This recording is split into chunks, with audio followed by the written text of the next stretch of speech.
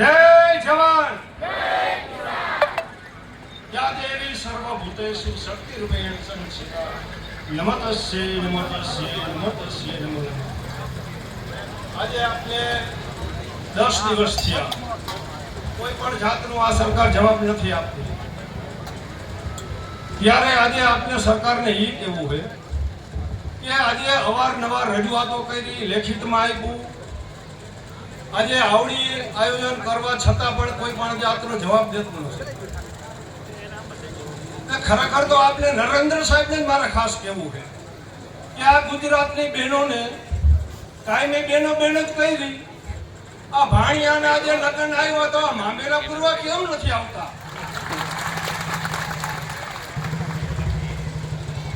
ખરેખર તો આ નારી શક્તિને ધન્યવાદ।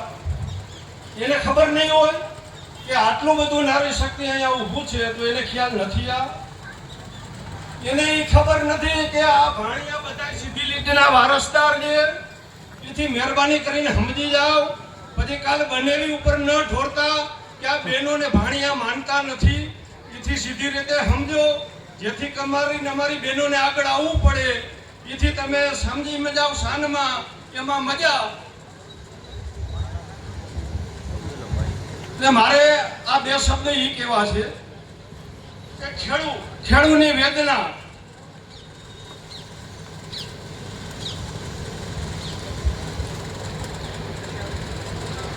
ખેડૂત આખા જગતનો તાગ ખવડાવીને ખાય તોય કે અમે ખેડૂતનું ખાય, છળ કપટ કરીને ખેડૂતને છેતરા પણ સાથે ના આવ્યું કાંઈ તોય કે અમે ખેડૂતનું જ ખાય, ખોટું કરીને ખેડૂતને ખાઈ ગયા અંતે કે વાંઝિયા થઈ ગયા તોય કે અમે ખેડૂતનું જ ખાય।